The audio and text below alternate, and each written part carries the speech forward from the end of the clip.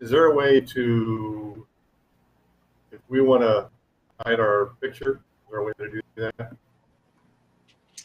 Yeah.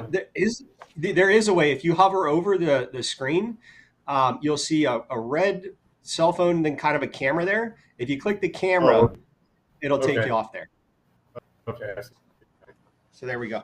All right, I'd like to welcome everybody back to Alabama Care. Today we have Mr. Dan Kessler, the Interim Executive Director of the Association of Programs for Rural Independent Living, April, and also Ms. Mary Willard, Director of Training and Technical Assistance at April. Today we're going to be talking about everything that April does, the outreach, and becoming a member, and the membership benefits. At this point, I'd like to hand it over. Mr. Kessler, if you would introduce yourself. Okay. Well, good everybody.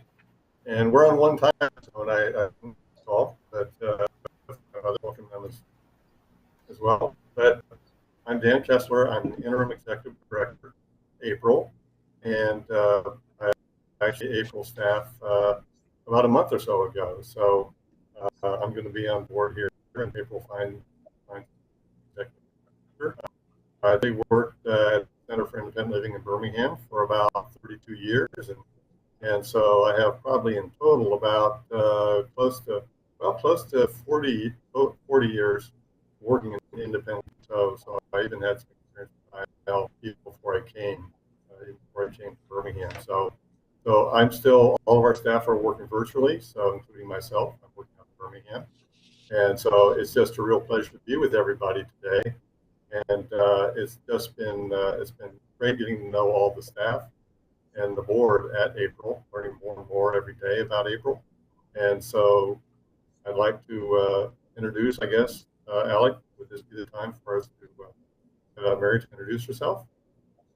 Actually, I just want to say a quick word. Our audience, you guys remember Mr. Kessler as the Executive Director of Disability Rights and Resources here in Birmingham. We've done a number of broadcasts with your previous organization. We're always grateful to have you on. I appreciate it, and kind of opening up the doors and showing us everything that you've been doing. Mrs. Willard, if you would introduce yourself. Sure. Thanks, everyone. So again, my name is Mary Willard. My preferred pronouns are she, her, hers. And like Dan said, I'm currently the Director of Training and Technical Assistance at April.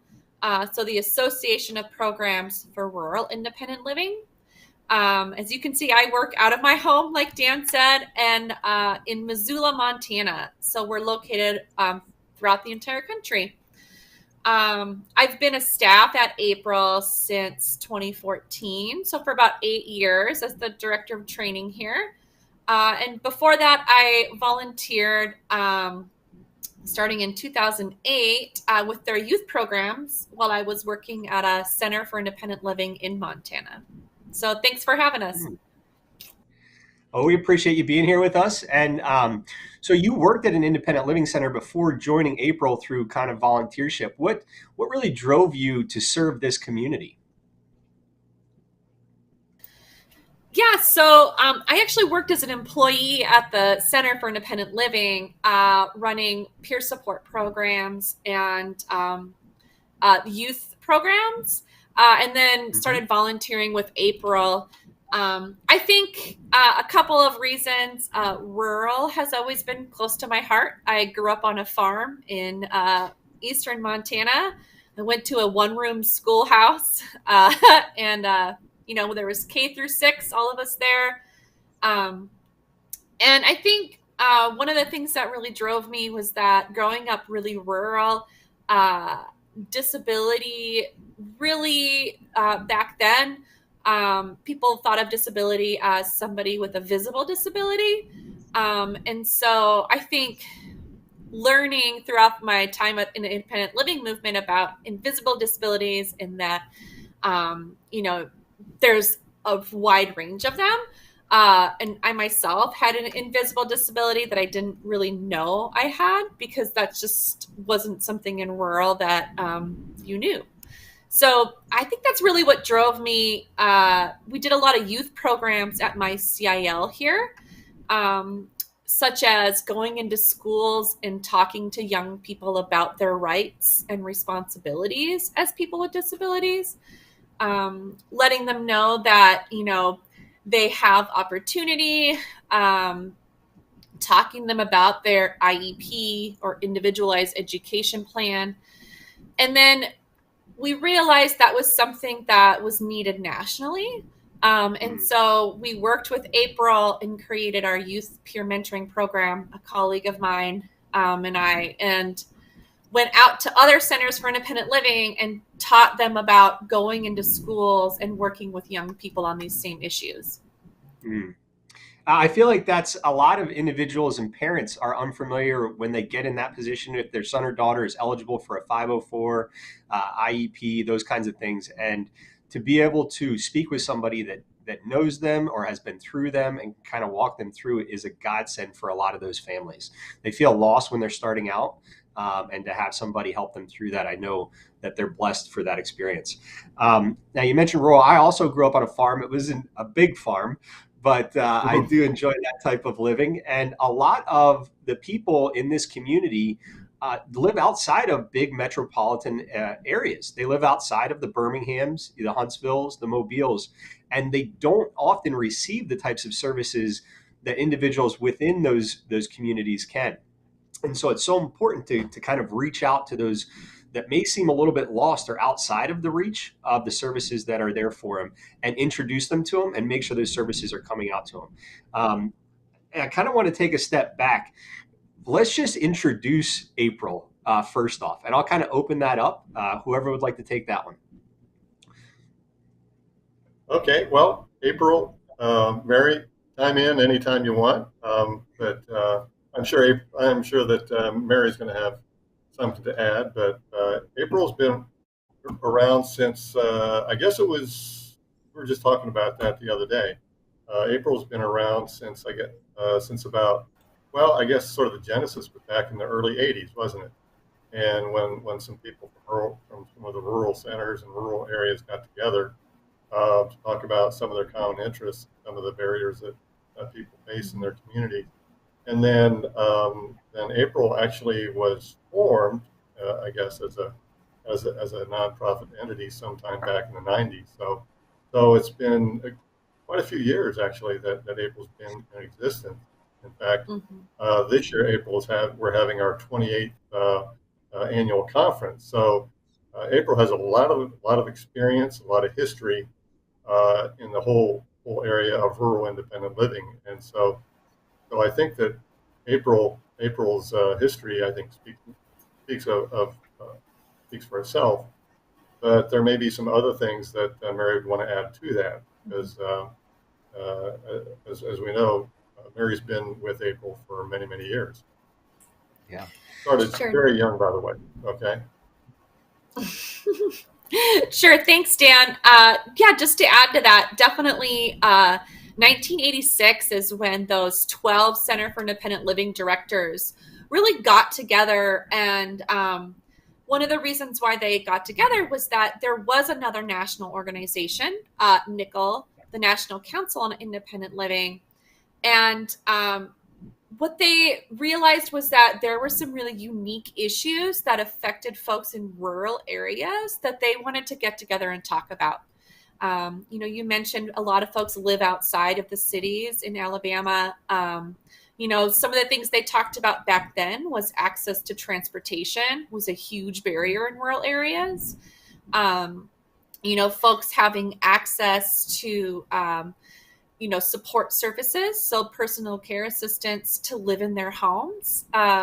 People want to stay in the rural communities where they have neighbors and family members to support them. And other issues that really just seem to focus and affect people in rural areas. And then when we became a 501c3 in '94, really one of our first projects was around transportation. And then we just kind of grew from there. Yeah. So you have these rural independent living centers that are saying, hey, we see that there's a national organization for kind of more the metro areas, but we, being in rural places, kind of have different barriers than many people that have bus they can get around town in, those types of things. And then they got together and said, we have similarities. Why don't we share some of the things that we're seeing, what we're learning, and our resources together? And then out of that came April, got your 501c3 and 94 there and kind of going on. Now, you mentioned that transportation and kind of finding personal caregivers are two big challenges that may not be faced at such a level in bigger areas. Are there other things there that are popping up? Like, what is the difference for somebody that's thinking of joining an association, whether that's going to be Nickel or April? Well, we would want to encourage individuals to join both Nickel and April. I mean, we do work with Nickel on a pretty regular basis, and so I think both April and Nickel have something to offer to all centers for independent living and all state independent living councils. And so, in fact, when you look at what we call both those centers for independent living that are located in metropolitan areas, frequently they'll also be providing services to individuals in rural areas. Just look at the network of centers for independent living in Alabama. There are 4 centers for independent living, one based in Mobile, one based in Montgomery, one based in Birmingham, and one based in Huntsville. And all those centers serve people in very rural communities. And so it's just not sort of an either or kind of a situation. Either you're serving people in rural areas or metro areas. So I think there's something that both organizations would have to offer members. And so that would be something I would encourage individuals to do. Nickel, for example, has done a lot of work in the public in public policy, and April has worked closely with Nickel on public policy issues around issues like Mary said, issues like transportation, long-term care, and issues like that. And April, of course, our specialty or what our, I guess, niche is, if you want to call it that, is working with people in rural areas and addressing some of those issues. And a couple of those issues that, Alex, I'm sure you've heard a lot about lately, especially around use of some of the ARPA funds, having to do with just basic access to, and I'm sure this happens in other states, and our members face this in other states, rural broadband. That's an issue for people in rural areas. I know when we went out to, we'd go out to different, out in Walker County, and trying to make a cell phone call from certain rural areas. You'd go to, one part of the driveway you can make a call. You go to the other end of the driveway, you couldn't make a call. I mean, that's just an example of some of the things that we face in rural areas. And of course, access to technology is important to all of us, but it's also very important to individuals with disabilities. Access to health care, that's a huge issue. I know that, Alex, you've probably seen where a number of hospitals have closed just in the last 10 years. I think I saw the number was like 10 hospitals in Alabama have closed in rural areas because of the funding issue. And so issues like the Affordable Care Act, which Alabama has not yet, Affordable Care Act and Medicaid expansion, we've not yet in Alabama embraced Medicaid expansion. Mary, I'm sure there are other states we find the exact same thing going on in other rural parts of the country. Yeah, I think the Medicaid expansion, I'm hoping that Governor Ivey here in Alabama, I think she was kind of weaning away from saying anything before election. I'm hoping that if whoever is there does go for the Medicaid expansion. You mentioned the rural broadband. There's a lot of things that we kind of take for granted, and access to the internet, access to our computers, our cell phones. I kind of compare that to access to a library. When a library came to your town and they built a library, your world kind of opened. You had access to the information you wanted to get. You could learn anything as long as you could read or ingest that information. You could go about conquering what you wanted to do there. And the internet and access to the internet is very similar to that. You can learn a lot of things. I can't tell you how many YouTube videos I watch trying to learn stuff, fixing stuff around my house. This Yeah, house would fall apart if I yeah, didn't have YouTube. sure, sure, exactly. Um, Doing your taxes, so any number. yeah, so these big issues like transportation, access to internet, how are we going about tackling those on a national level? I think that's Well, a really good question. A couple of things that we do is at April, we provide a lot of input on policy. So as it's being written, so for example, I was a part of as they're coming out with some of the new transportation dollars, how they're going to spend that. I was able to give input on ensuring that rural is a big part of their plans. So Mm. When we're talking about putting more money into, roads, into building up transportation infrastructure, even looking at things like electric cars and where we place those charging stations, we're able to come and to that table and talk about how important rural areas are and to not forget us. I think that that's really important. And then the access to rural broadband, there has been a lot of traction in that area. During the CARES funding opportunities, there were a lot of grants that were going out, a lot of ways for people to get subsidized access. And then again, when policies come out, when people are coming out with their priorities, we just really try to make sure that we mention rural areas are still really struggling there. Yeah, so having a seat and the things that you're talking about, like the CARES Act, these are very high level things that impact every American. And the importance of having a seat at that table when these discussions are happening, to make sure that there's representation for the community and specifically on April's behalf for the rural community and receiving services. That's not something I would have thought of right off the top of my head when a transportation budget is coming out. How are we going to improve these roads in more rural areas? And like you said, where are we going to put a charging station if we're all going to use electric cars? And if you don't have those same opportunities, that's a little bit of discrimination and needs to be talked about here at the table before these things go into law. So you guys are doing high level work there, speaking with representatives and the people that are making these policies. Yeah, yeah. I think Mary gave some couple of great examples, and there are many, many other examples as well, where April has been having input, and really, as you said, getting a seat at the table to talk about how these issues affect people with disabilities, um, and then to provide solutions that involve people with disabilities, to really push forward the agenda for individuals and groups of people with disabilities throughout the country. Mm-hmm. Yeah, I think having that seat at the table, like the peer support kind of stuff, is kind of grass movements. It's showing grass movements from the local city and community all the way up to your voice can be heard through organizations and partnering with them. So let's go back a little bit to April, and it is a membership organization. That's correct. Mm-hmm. And how Right. many members? How many members are currently with April?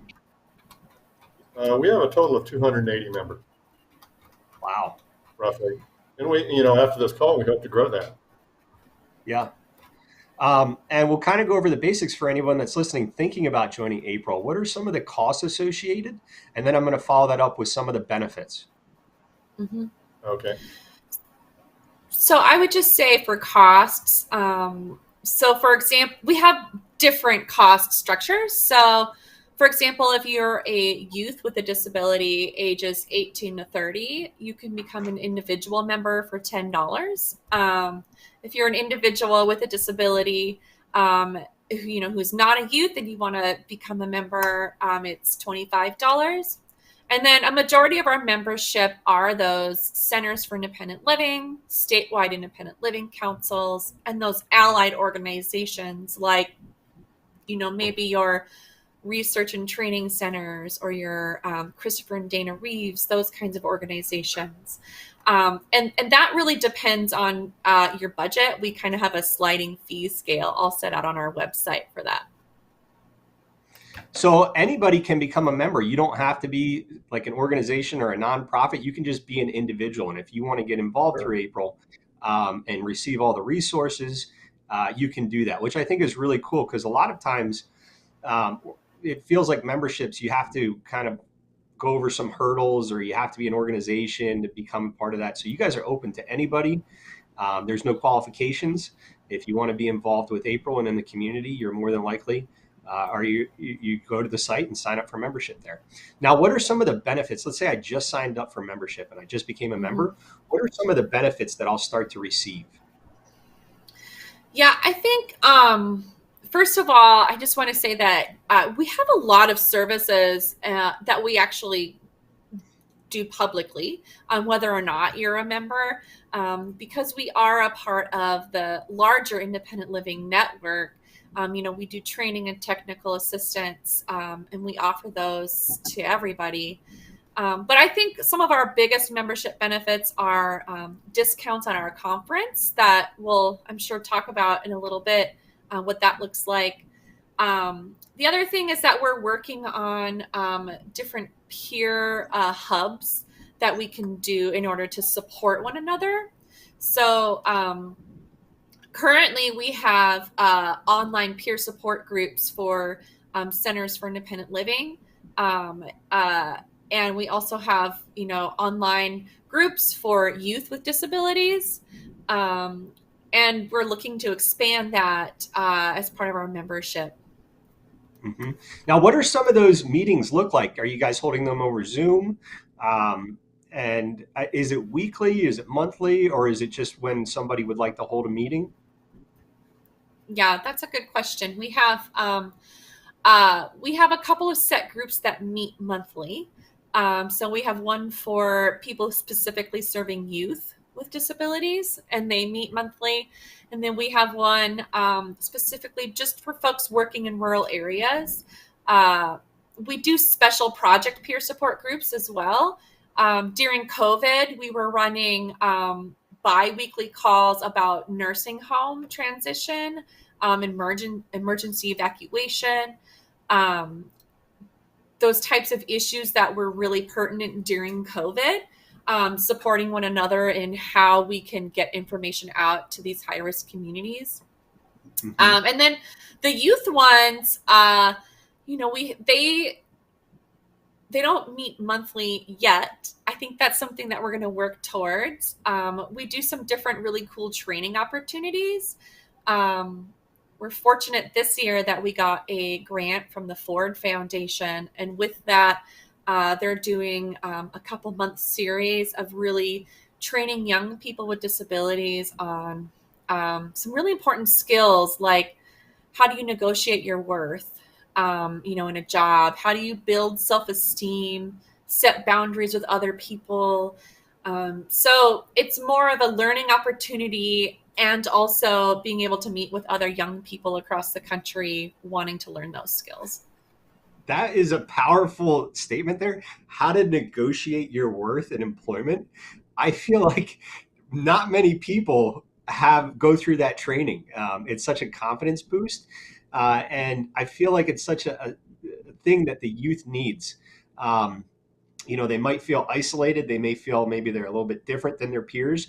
And to go into a peer network where other people are going through the same struggles that they are and sharing those stories gives you confidence there. And I always think like one of the biggest confidence builders for anyone that's maybe starting out, maybe has a son or a daughter here, is knowing like the ADA rights and kind of going through history of the movements and the laws that have been passed, and kind of having that as ammo in your back pocket to use when maybe the school isn't working with you or your employer, those types of things. It gives you, concrete, sturdiness to come from there. And I think that starts, the earlier the better for families and for students there. It's funny you say that. One thing that we used to always tell the young people is that like the Americans with Disabilities Act and Section 504 of the Rehab Act, those laws were passed by young people. They were young people who, wanted more. They were out there doing sit-ins, doing marches, writing letters. It wasn't just the older generation that we think about. There were, all ages getting involved. I did not know that. I feel like we should do a special on those that help get ADA passed and the 504. I think would be really cool. We've so you mentioned that it's not monthly yet. We've thought about doing something like that for kind of the adolescent age, is maybe where it's like a drum circle every Friday night, where they can just hop on Facebook, whatever they got in front of them can be their drum. But I think it's important to have like something they look forward to with their friends, even if they're not in the same town.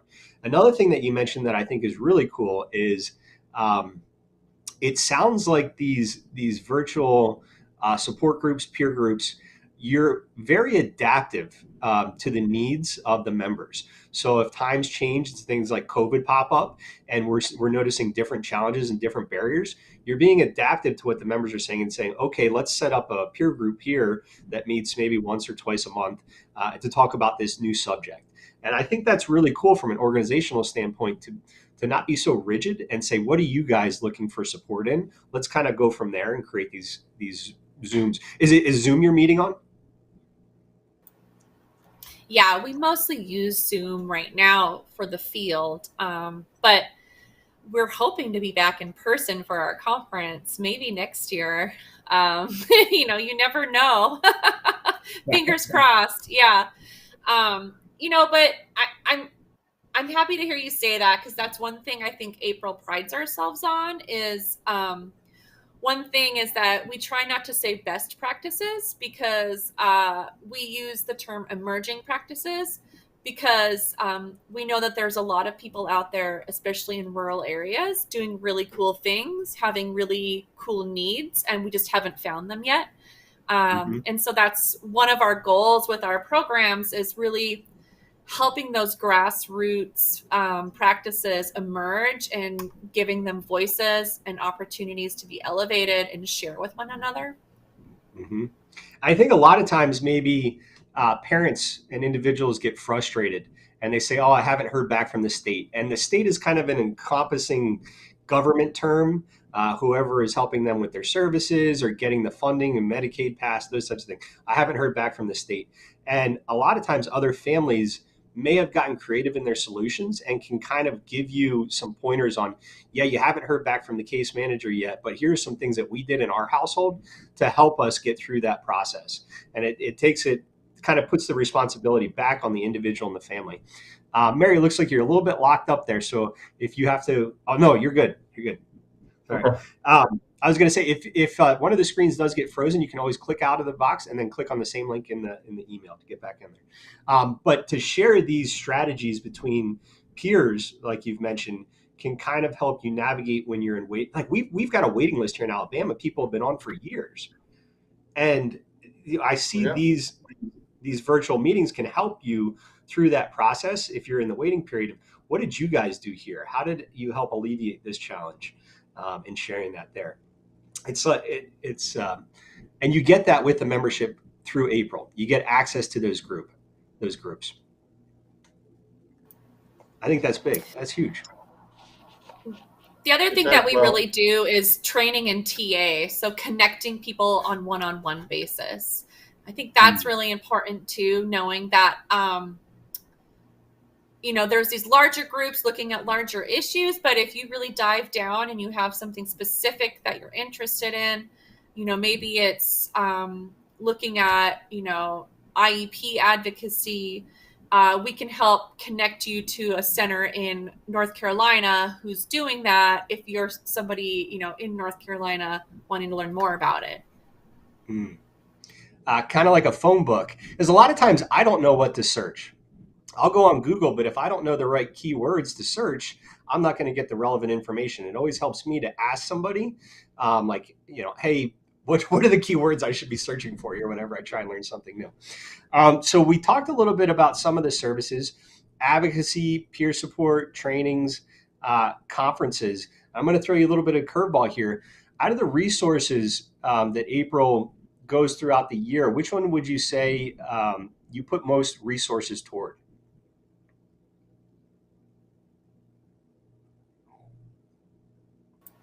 that's a really good question because April does so much.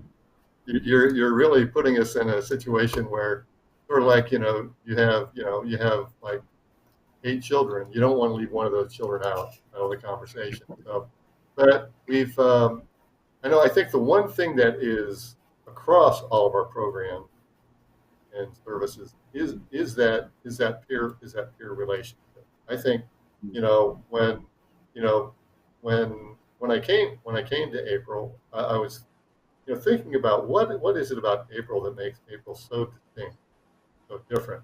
Yes, it's that rural. I mean, the fact that April addresses issues for people with disabilities and those centers for independent living that work in rural areas.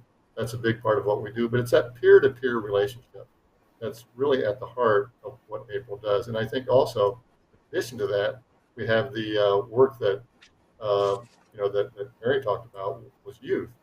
And I think youth has been, well, I think April has been at the forefront in both of those areas, peer-to-peer relationships, and then also throughout all of our programs that we do, and also the work that we've been doing with youth.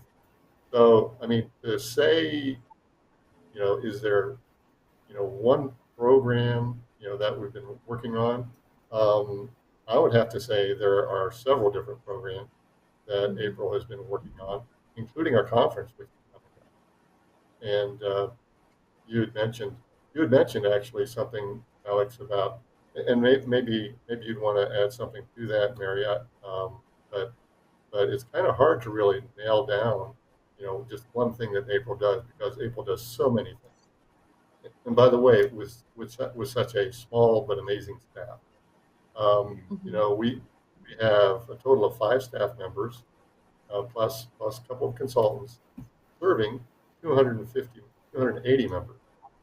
So you can imagine the work that our staff puts into it, and it's people like Mary and the other staff that really make the and of course we have some very active board members too, that also participate and help drive April. But I think that there's a lot that people can learn by, number one, by participating in April in some fashion.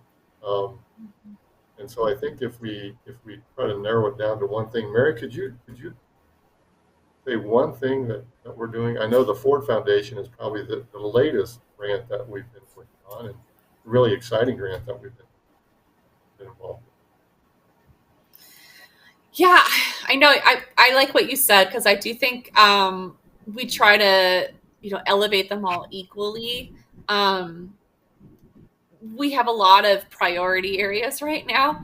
I think the one thing that we didn't mention that we also do, and that would be a benefit of becoming a member, is we do a lot of consulting and bringing the disability voice to the research arena, which is something people don't really think about. But there's a lot of tools that come out every day that are supposed to be used in the disability community. And we have a mantra, nothing about us without us. And we really want to make sure that, information coming out, research coming out, tools that are coming out are actually useful tools. So we do a lot of that work. And as a part of that, we're able to bring consumers to the table. So people with disabilities, to have their voices heard and connect them with these research institutes who a lot of times pay them for their input.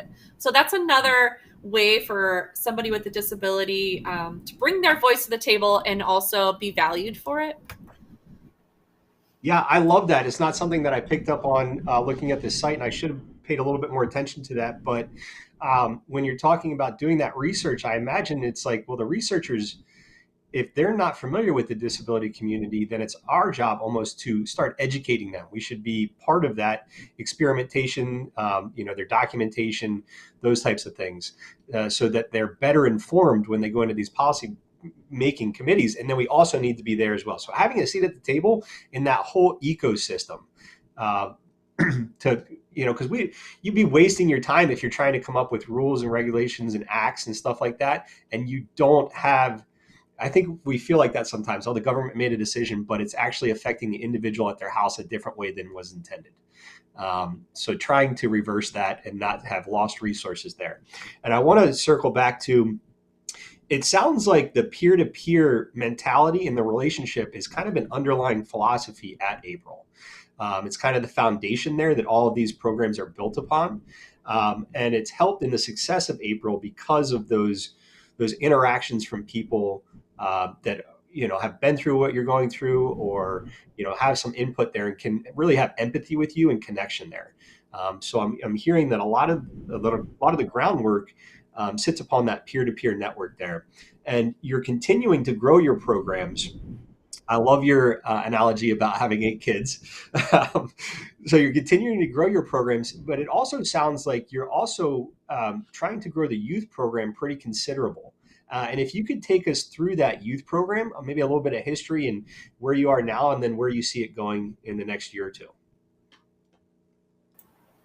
Sure. Do you want me to start, Dan? Or Sure, go ahead, Mary. Sure, go ahead. Wow. So, actually, the youth program is something I get really excited about talking about. I think April really took a lead nationally in the youth arena. I want to start by saying when we say youth with disabilities, we basically mean, we've had people as young as like 10 getting involved, all the way up to, we say 30-ish. Really like 30. So in the disability community, you get to be a youth for a long time, which I like. And really, so our first April Youth Conference was at the 10th Annual April Conference. And so like Dan said, we're getting ready for our 28th conference. So that was how long ago that was. And really what it was young people getting together, realizing that they wanted to talk about issues differently than what the folks at the main conference were talking about. And that actually is a really cool program. It is ran by our youth steering committee.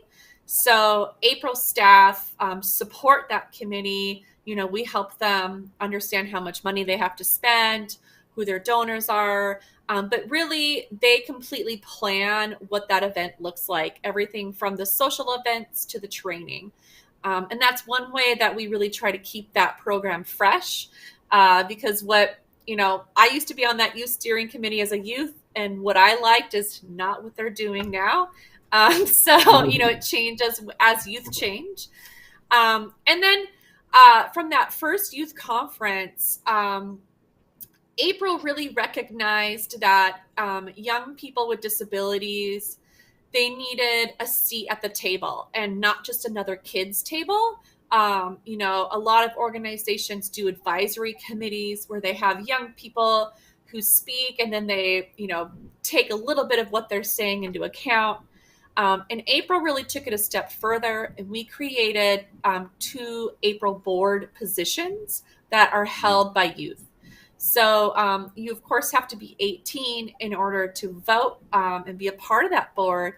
But otherwise, those seats are there for young people to have equal voices at the table in our board of directors meetings as everybody else. And we were, really, I think, the first national disability organization to recognize that they need to have that equal voice. And then from there, we expanded and we created that youth peer mentoring program where we realized Centers for Independent Living wanted to reach out to this youth community, and youth has its own culture. And if you think about it, young people have, their own lingo, their own way of being outreached to differently than other age groups. And so by recognizing that, we put together those programs to work with Centers for Independent Living to help them really reach that community in a more meaningful way. And a lot of those materials and programs were created by youth at the time. And then from that youth mentoring program, we just kept growing and growing. We saw the need. We expanded the youth conference. We were able to bring in more diverse youth. There was a couple years there where we had grants from the Christopher and Dana Reeves Foundation, where we really targeted young people who were not connected with Centers for Independent Living. We wanted to make sure we had opportunity for people living in group homes or foster care, or who maybe had never heard of IL before, to get that feeling to come to our conference. You know, one thing I like to mention is that at our conference, when we do it in person, it's a lot of times the first time a young person has ever flown on a plane, been in a hotel room without their parents. It's the first time that they have been in a group of people with disabilities and felt like they're in the majority. I had a young woman once during our final word segment get up and say she was from a rural community where she was the only person she knew with a disability. And coming to the April conference was an opportunity for her to just feel like she was, in the mainstream. Everybody there had a disability. She got really emotional about it because it was, it feels great to feel like you have this giant community of connection. And then what we realized was young people come to that conference and it's once a year, and then they go back to these rural communities where they're isolated again. And so we started trying to create more opportunities for them to connect in between the conference times. And that's where a lot of this programming with the Ford Foundation has come in. Creating these peer opportunities for people to connect around, different trainings. Next year, we're going to pilot just a peer group. So it's not going to necessarily be around trainings. It's just going to be opportunities for them to connect virtually in between those big conference gathering times. And then, it's going to keep growing. Our youth conference now has a youth conference step 1, and then the lead on program, which is our step 2 for those advocates looking for a little more. Who knows what the next, couple of years will bring. Yeah, I love that you're saying in the future you're looking at doing more peer meetings, not necessarily trainings. There's so much of life that is outside typical just learning, the school classroom, and adolescent is a lot of that changes. And oftentimes, I have had friends of mine say that when they were an adolescent, it was hard to speak with their parents because their parents were around all the time. Maybe they were helping with caregiving. And some of those issues we need to talk out with friends and our peers that are our same age and are uncomfortable to have with the adults. You mentioned that you noticed that the kids, the adolescents, wanted to have a different conversation about things than the adults. And that's kind of where the youth conference came about there. And it's very true. The kids nowadays, I'm 36, I don't know half the stuff they say. They got all these caps and, I'm like, what does that even mean? Is that good or bad? What are you saying? But we're seeing, younger and younger individuals make such a big difference, whether that's, you see it in tech, these kids are, 12, 14 coming up with these great platforms. And to look into our youth kind of for that inspiration, they've got new ideas. They just need to be heard there. And so you guys have reserved 2 board seats for someone that is 18 plus, but is kind of going through that process so they can be heard.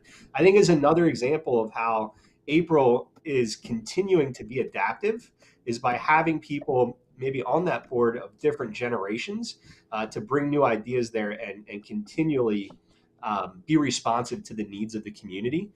And then you've also mentioned that story about that individual coming to the conference and being overtaken with joy in that community. I think it's really important that you find that tribe, you find that peer support network, and April is able to help you navigate that and welcome you with open arms into an already existing network there. Excuse me.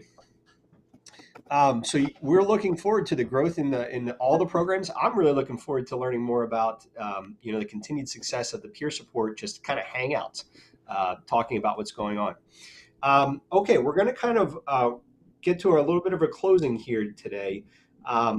anybody that's watching saying, I love April, maybe I don't want to be a member, but I'd like to volunteer. How do I start getting involved? Well, certainly there are different ways to get involved, but we do want to encourage individuals to join April if they can. If they can't, we'll have a conversation with them about how that can happen. And so, yeah, the volunteer opportunities. Certainly, I would consider serving on the board, right? Board as a volunteer opportunity. Also, the committees we do have. There's a lot of opportunities on some of the committees that April has. We have committees on planning the conference, on advocacy. We talked a little bit about some of the advocacy that April was involved in. We also do have a range of different committees. Gosh, I think I counted. How many was it, Mary? About maybe 9 or 10 different committees right now that are, some are extremely active. Others who really would like to become more active. But I think so that's another way to get involved with April is involvement, serving as a board member, serving on a committee, um, and so there are also and so Mary, there you may be able to think of other ways in which we've had volunteers help out through April.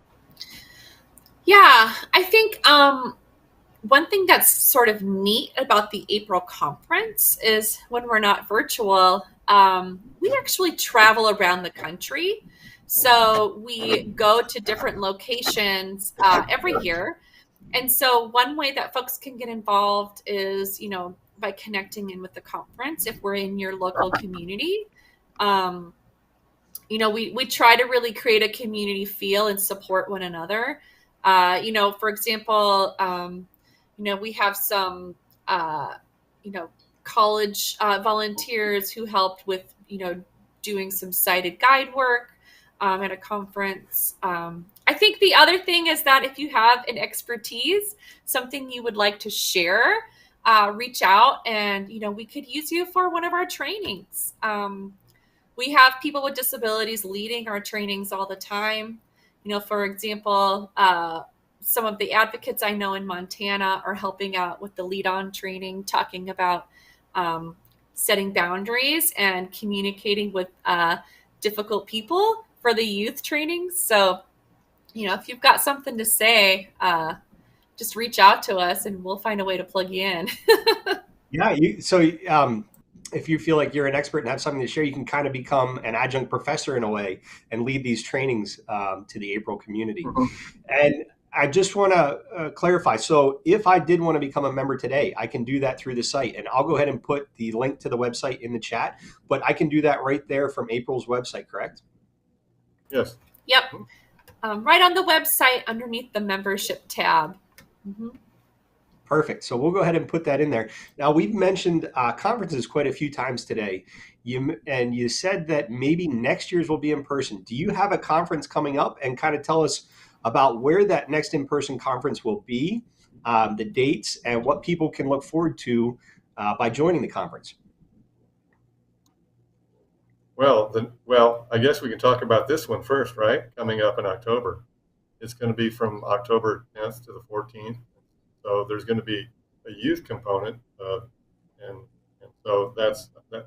Again, that will be for those individuals up to age 30 to participate in the youth conference. And there's the April conference, and most of those, Mary, I guess, are pretty much in the evening. Most youth conference workshops, but there will be youth. Are more than welcome, in fact, encouraged to participate in the April conference. So we've got a lot of wonderful speakers lined up. We had a conversation with the staff meeting this morning, Mary. I think 33 different slots we had lined up, and a number of different areas. So we're going to have, for example, conversations about peer support. Obviously, I mean, no surprise there. The conference theme is the power of peer support. So we're going to have, if you're a Center for Independent Living, how you can go about setting up a peer support program, some logistics involved there. And these are all people who've done it. Again, going back to that, peers, supporting other peers and doing this work. We're also going to have the commissioner of the ACL, who's going to be one of our keynote speakers. We're also going to have somebody who is doing some work around COVID-19. That is long-term COVID, the effects of long-term COVID, and what role SILs have to play in supporting those individuals. Because that's probably that's something I think we've all seen over the last couple of years. Trying just to respond to what's going on now. I think we're going to have conversations now about what can SILs and SILs be doing in the long run. Well, by the way, when I say SILT, I mean state independent living. So what can we be doing to support individuals in our communities in the long term? We're also going to have meetings for leadership, peer support meetings for leadership of Centers for Independent Living, and we're also going to have sessions for individual, the staff, the independent living specialists, or staff. Centers may have different terms for that position, but there's going to be, again, an opportunity for peer support there. And Mary, I mean, you've put this agenda together, so you probably have a number of other things you might want to mention. No, you hit a lot of them, Dan. I think for those people who might not be in the independent living world and are more consumer based, we do have some at the virtual conference this year, such as cooking on a budget of $25 a week. We've got how to get involved in your community, make your voice heard. We've got somebody who's going to talk about disability and its portrayal in the media, a discussion around it, a discussion around mental health resilience, and peers supporting each other. So yeah, I think that there's a little bit of everything for everyone. And that's, again, at our virtual conference this year. We haven't yet chosen a location for next year's conference. But that is a process that we will be finalizing pretty soon, I think. I know it's important to go through both avenues where you're doing some trainings and information for the independent living centers. I'm a huge fan of the direct-to-consumer, and you need to reinforce that with the local community. But I love that you guys are having those meetings and trainings, like the $25, cooking on $25 for the week is a very valuable, to learn how to do that after you get out of your house, after college, whatever that looks, independent living. So this one that's coming up next month is virtual. And I thought I heard that there are some trainings, or most of the trainings are usually in the evening or afternoon or evening, or is it most all day? So those ones for the youth, we try to have in the evening, just because their schedule is different. But because we are coast to coast, we try to do 12 to 5 Eastern time. So, that's starting all the way from 9 a.m. Pacific to 10 a.m. Mountain, 11 a.m. Central to 12 Eastern. So we try to make sure everybody can get it in their day. And then we'll be running those workshops for about 5 hours. So however that works out in your time zone. The other thing is that we do understand that people are busy, so we're offering recordings. So those recordings are available on the website as well, probably until January or so. And then we're also, because we're a youth organization, our youth are dragging me along, and we're doing a Discord channel as well. So let's say that you popped in during a recording. You can join one of the Discord chats and talk to people about what you saw if you were not able to participate live. I don't know Discord at all. I downloaded it trying to figure it out, and I'm still lost. So, well, Alex, maybe you could benefit from some peer support. Yeah, I do need some peer support. I got some brothers that use it. They just never teach me all these new cool things. I'm the oldest, though.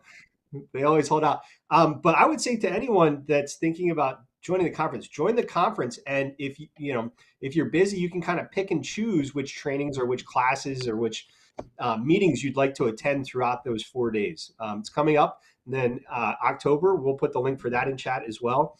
And then next year, we'll hopefully have an in-person, and maybe we'll follow up on that and try and get some more people to attend in person as that comes closer next year. As we kind of come to a close today, is there anything that we haven't talked about that you believe an individual who receives services, family member, or organization that serves them could benefit from hearing? Mr. Kessler, I'll ask you to go first, sir. Okay. All right. I would have to say that there are, I think, is number one, pay attention to the youth and what the youth are saying, and you'll definitely learn something about what youth, the needs of individuals with disabilities who are younger. I would say that would be one of the first things. And one of the other things I would want to say is, there really is no substitute for those peer relationships at all different levels, beginning in terms of age, and all the way up to beginning with younger individuals, taking it all the way up to individuals who are older. And so, and related to that is we never stop learning. There's always something we can be learning. And sometimes you never quite know where you're going to learn something, who you're going to learn from. And that if there's one thing I've learned, that is one thing I have learned is that you got to continue learning, and you never quite know who's going to be your next teacher. Very well said. Thank you. Mrs. Willard. Man, I know that's a great question. I think one thing I want to say for those of us who grew up rural, just that we really try to infuse that philosophy in what we do, that idea that rural is about building community. So, I know I might not know everything, but I know a lot of people. So if, people have questions or programs they would like to see, that's one thing we can help do is be bridges and connectors. So feel free to reach out. We'll see what we can do about it. And then I think the other thing is just that, when I think about rural and what we do is it's about being creative. So a lot of the work that we do, it's not as high level as we say it is. Some of it's real low tech, like, working with a center on how do you serve this person who has no internet, and it might be something as easy as let's drop off a packet full of materials on their doorstep and, talk with them on the phone. So just really exploring all the options. Rural to me and what we do is we just kind of get down and just try to be creative and do the best that we can. So I don't know. That's, I guess, my final thought. Yeah, that's perfect. Very well said as well. Something that I've really taken from our conversation today, two things are peer-to-peer support is kind of the foundation, and you can expect that as part of being a member of April. And the other thing is the adaptability and the willingness to change and listen to your members and your community. So I think those two things are very cool, and I'm excited for you guys. And Mr. Kessler, you've done a great job here at the Independent Living Centers, and I know you'll do that very well for April. So I'd like to thank you guys both for spending time with us this afternoon. At this point, we're going to go ahead and close out, and we'll all give our respective cameras a little wave, and then you can just click out of your tab, and that will exit the meeting for you. So we'll see you guys next time. Thanks, Alex. Bye.